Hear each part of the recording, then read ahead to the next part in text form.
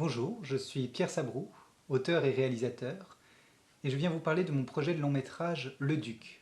Alors c'est un film qui est en 3 parties, donc je vais vous résumer la première partie, le premier chapitre. L'histoire se passe en 1825, en plein milieu de la Restauration française. On est à Chartres. La place des Halles, au centre de la ville, est en grande ébullition pour la mise en place du marché annuel. C'est là qu'on découvre François, un jeune marchand, cultivé, charmant, idéaliste, qui met en place ses tissus.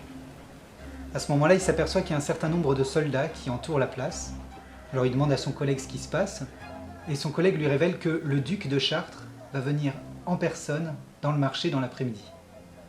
François n'en revient pas, c'est une occasion en or. L'après-midi, en effet, une riche calèche s'arrête sur la place, et le duc en sort. Il s'agit d'un homme imposant, aux traits sévères, fidèle à sa réputation. Mais François remarque immédiatement, derrière le duc, une jeune femme très mystérieuse, dont il tombe immédiatement sous le charme. Il demande à son collègue qui elle est. C'est sa fille, je crois bien. Madeleine qu'elle s'appelle. On lui a jamais vu sortir du château. Il y en a qui disent qu'elle est folle. Sacré bout d'ange, pas vrai? Aussi, lorsque le duc arrive devant son étal, le jeune homme oublie complètement son objectif et fait tout pour attirer l'attention de la jeune fille. Celle-ci ne semble pas insensible au charme du jeune homme, puis elle part avec son père dans les étals.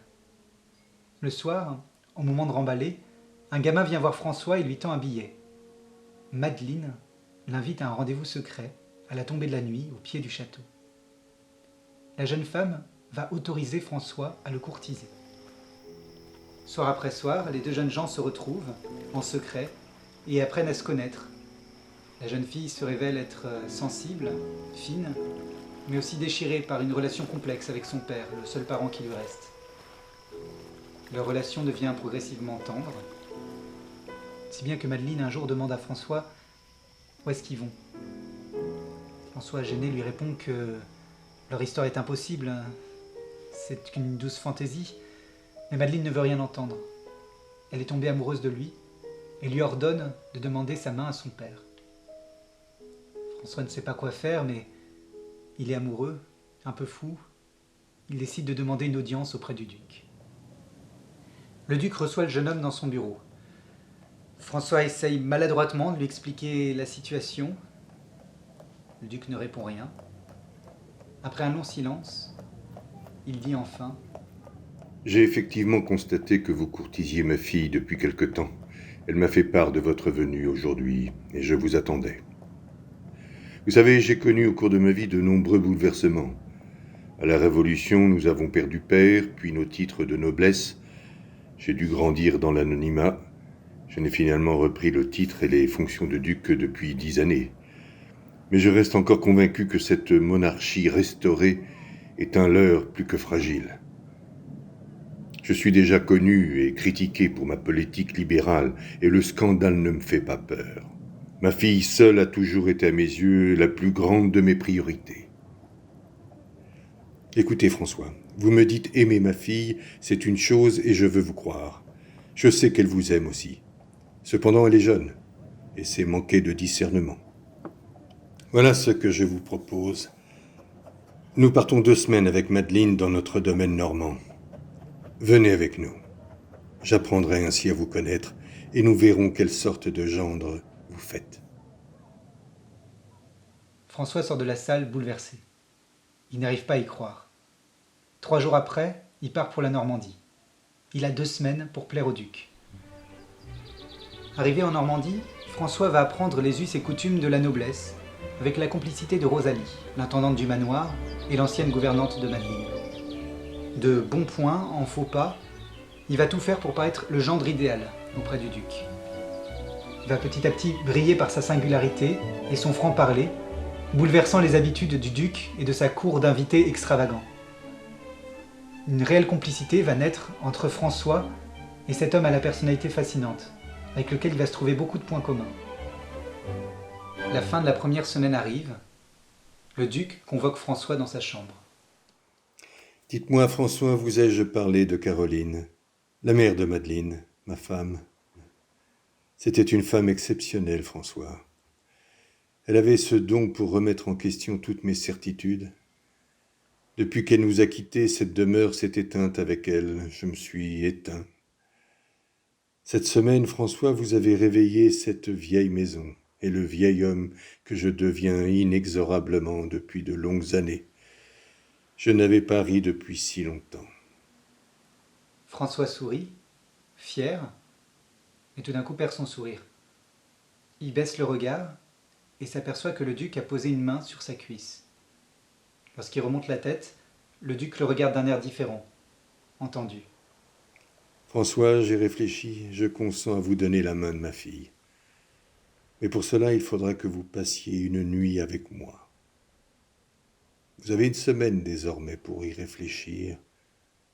Et bien évidemment, un seul mot de ceci à ma fille mettrait fin à notre contrat.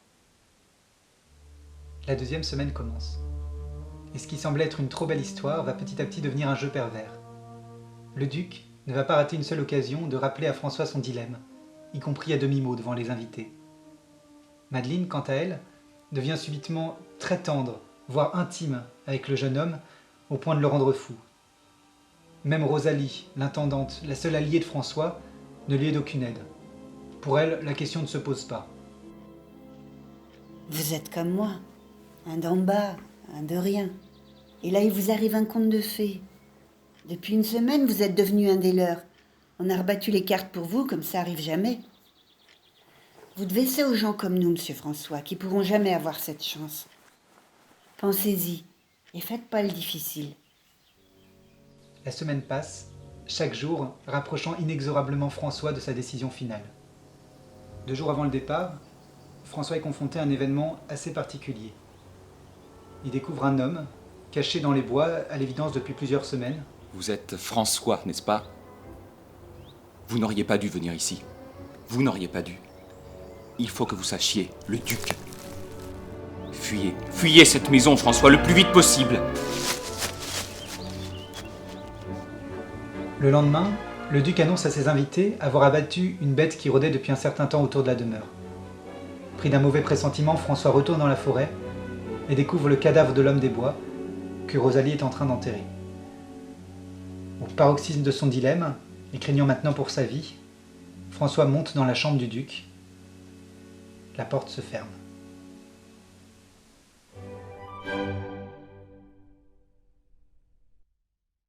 Pierre, merci beaucoup pour ce pitch, le Duc. Les mêmes questions que pour tout le monde. Quelle était ton envie lorsque tu as écrit ce film? On est à quelle version d'abord? Est-ce qu'il a été réécrit, ce scénario? Il a été pas mal réécrit, on en est déjà à la V5, mais je considère que c'est pas encore tout à fait la version définitive. Il y a encore une passe d'écriture que je prépare là depuis 6 mois. Donc tu as l'idée en tête, tu peux nous dire à peu près ce que tu souhaiterais... Alors c'est surtout, en fait, c'est un petit peu de rafistolage, mais c'est surtout parce que j'ai des personnages qui sont encore un peu lisses, donc j'ai envie de les creuser, les complexifier pour leur donner un peu plus d'intérêt. Mais sinon, dans les grandes lignes, dans les grandes actions, dans cette structure particulière, ça je veux tout à fait garder et conserver ce mouvement-là. Et qu'est-ce que tu voulais nous raconter alors quand tu as écrit ce scénario? De quoi tu voulais, quels étaient les sujets que tu voulais aborder et qu'est-ce que tu voulais en faire? Alors je pense que en fait la thématique n'est pas venue tout de suite. J'ai d'abord eu l'idée de ce triangle amoureux un peu original entre ces 3 personnages, et en fait petit à petit la thématique qui s'est presque imposée à moi, parce qu'en fait c'est une thématique que j'ai retrouvée dans tout ce que j'écris, dans tous mes courts-métrages que j'ai défendus.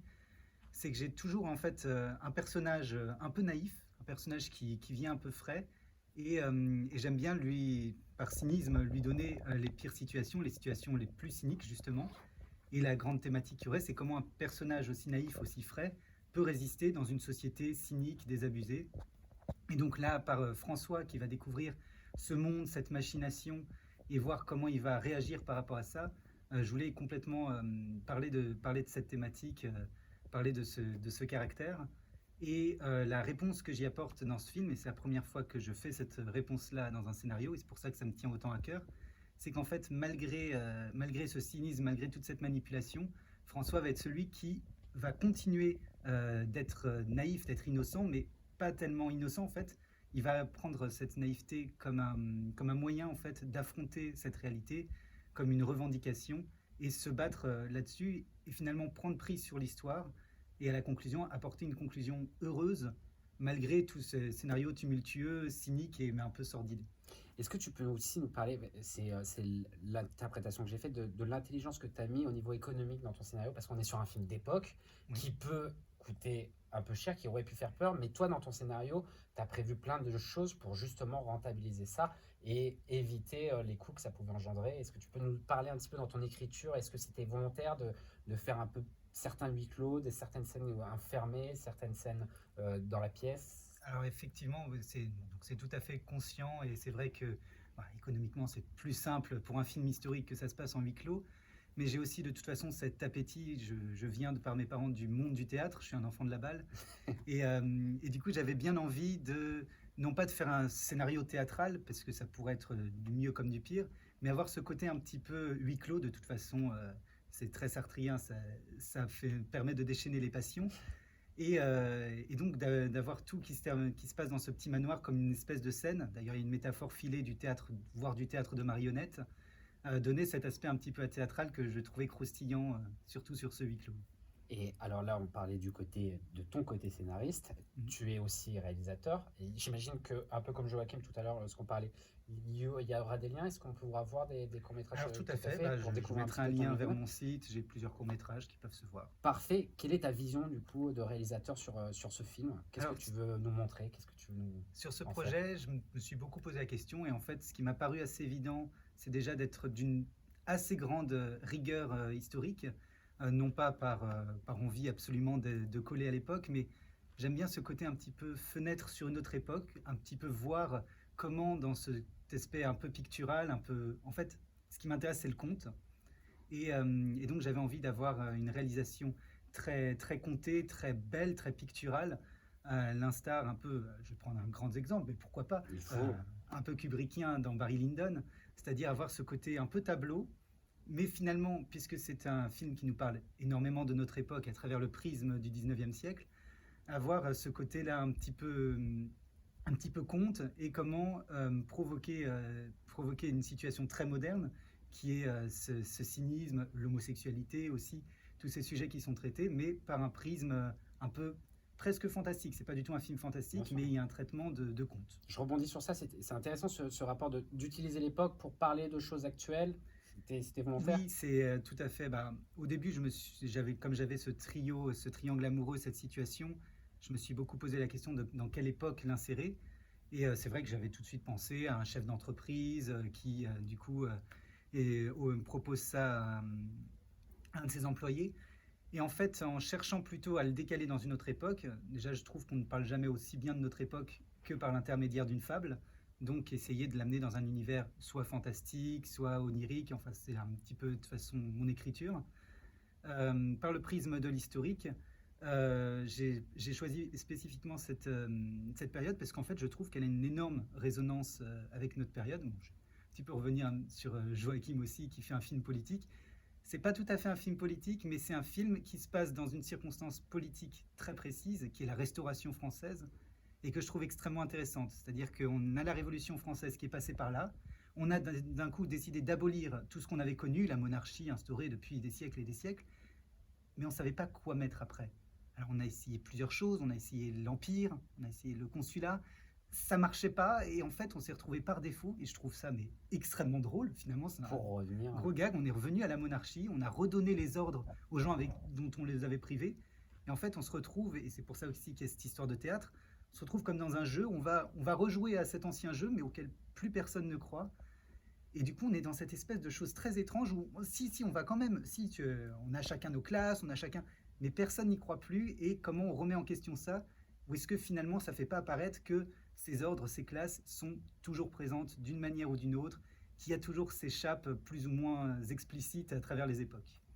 Même question que tout le monde, on est un festival dédié pour le scénario. C'est quoi pour toi un scénario et c'est quoi pour toi un scénario abouti? Alors, c'est une très bonne question. Je ne sais pas s'il y a jamais un scénario abouti, je vais rebondir exactement sur ce qu'a dit Joachim. Je pense qu'un scénario est abouti quand on décide de le tourner, et de toute façon, il va y avoir une réécriture avec les comédiens, une réécriture au tournage avec tous les différents acteurs au sens large du tournage, et puis au montage, etc. Donc, un scénario abouti, ce serait un scénario qu'on a décidé de se lancer, de le tourner, et puis de toute façon, on pourra toujours réécrire et réécrire un scénario Le texte n'est jamais fini. Le texte n'est Spinoza. jamais fini. Spinoza, voilà, on Très cite jolie les grands citation. auteurs. Allez, allons-y. Et pour finir, tu es à la recherche d'un producteur, j'imagine. Qu'est-ce que tu auras Absolument. envie? Tu as besoin de quoi pour qu'on puisse voir ce film dans une salle de cinéma? Eh bien, tout simplement, effectivement, d'un producteur qui serait intéressé par cette histoire, avec lequel on pourrait réfléchir sur cette écriture très particulière, parce qu'on ne le sent pas forcément dans la vidéo, mais on a tout un moment où on va retourner en arrière et revoir tout ce qui s'est passé selon un autre point de vue. Donc un producteur qui serait sensible à cette structure, à ce thème, avec lequel discuter et puis essayer de monter, de crédibiliser ce projet qui me tient à cœur depuis des années et des années. Et donc là, j'aimerais enfin passer le pas de le rendre concret avec quelqu'un. Parfait, il n'y a plus qu'à. Il n'y a plus C'est qu'à. tout ce qu'on te souhaite, Pierre. Merci beaucoup. Merci Pierre à Sabot, toi. merci d'être venu. Et on laisse le lien hein, pour voir tes courts-métrages et tout ton univers qui est encore plus intéressant que je ne sais quoi, mais qui est très intéressant en tout cas. Merci beaucoup, Pierre, d'être Merci. avec nous. Merci à tous.